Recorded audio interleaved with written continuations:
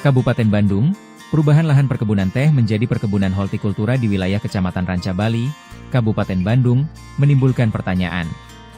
Perubahan ini dilakukan oleh PT Daechen International, sebuah perusahaan asal Korea yang diklaim telah menyewa lahan dari PT PN1. Emer Rio, yang mengaku sebagai manajer lapangan PT Daechen International, mengatakan bahwa pihaknya telah melakukan sewa lahan perkebunan tersebut kepada PT PN1. Namun, Emer Rio menolak mengungkapkan nilai sewa tanah tersebut. Mengenai berapa nilai sewa lahan tersebut saya tidak mengetahuinya, hanya pihak manajemen yang tahu. Tanya saja ke Emer Yun sebagai manajemen, jelas Emer Rio. Sayangnya, saat para awak media hendak melakukan konfirmasi lebih lanjut ke pihak manajemen, para rombongan, termasuk Emer Rio dan awak media, sudah pada bubar. Jadi, saya harap mulai dari itu Ranca Bali ini, Ranca Bali. Mulai dari penghijauannya bagaimana begitu. Ya. PT-nya PT apa? PT Decem. PT Decem. Ya. Untuk berapa ribu pohon Pak? Apa? Ini yang kubikasinya Pak? Iya. Ini 8 hektar Pak. 8 hektar. Ya. Ini akan penanaman pohon akan berkelanjutan. Ini memang sekarang kita apakah sayuran sebenarnya PT Decem itu sayuran daun bawang. Tapi apakah yang kebun-kebun ini harus penghijauan juga ya? Dari hari ini seremoninya seperti itu. Oke. Kalau sewanya itu semuanya 8 hektar. Ya. Itu sewanya berapa? Apakah pembayarannya per bulan atau per ini tahun juga minta bagaimana? maaf ya. Ini juga manajemen Pak. Ya. Ya. Camat Ranca Bali, Kankan Taufik B, mengakui bahwa ia tidak tahu menahu tentang legalitas PT Daechen International dalam menyewa lahan dari PT PN1. Saya baru hari ini datang diundang oleh pihak perusahaan dan saya hanya menegaskan apa yang harus dilakukan oleh pihak perusahaan manapun. Jangan merusak lingkungan sesuai dengan tagline Ranca Bali Asri, ujar Kankan. Kankan menjelaskan arti dari Asri yaitu aman, sejuk, ramah, dan indah.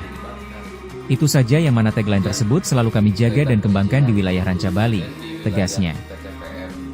Perkebunan ini kan lahan kan milik PTPN, jadi mereka bekerja sama melaksanakan KSO dengan PTPN. Ketika proses KSO dengan PTPN kan tidak ada keterlibatan kita juga.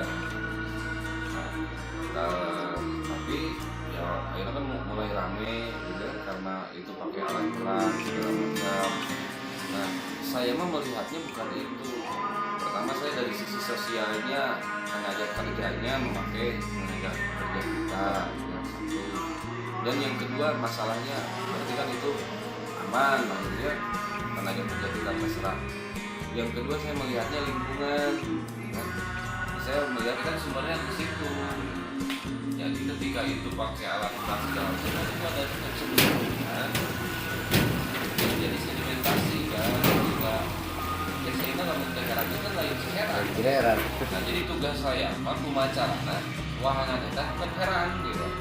Nah sehingga kita berkolaborasi dengan Pak ADM yang sebenarnya jauh-jauh hari lah di pas halal bihalal pertama bahkan sebelum masuk kerja ya Pak ADM melaksanakan halal bihalal ya kita dengan para kepala desa mengusulkan ADM kita jangan hanya yang di wisata nih yang melakukan penghijauan, tapi yang ber-KSO wilayah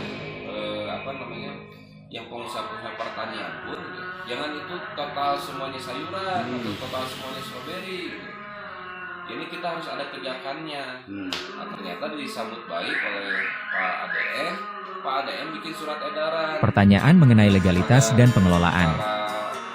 Perubahan pengelolaan lahan ini membuat muncul beberapa pertanyaan penting, di antaranya, legalitas.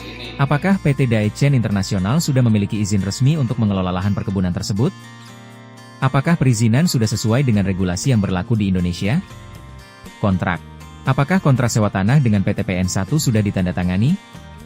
Berapa lama masa sewa yang disepakati?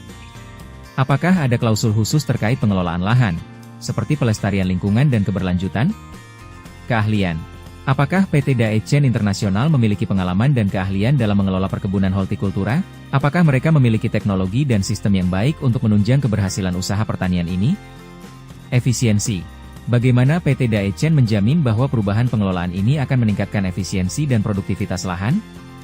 Dampak sosial. Apakah perubahan pengelolaan ini berdampak pada tenaga kerja yang semula bekerja di perkebunan teh?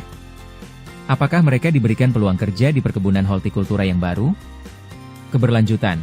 Bagaimana PT Daechen menjamin bahwa perubahan pengelolaan ini akan memperhatikan kelestarian lingkungan? Apakah ada program konservasi atau pelestarian flora dan fauna di area tersebut?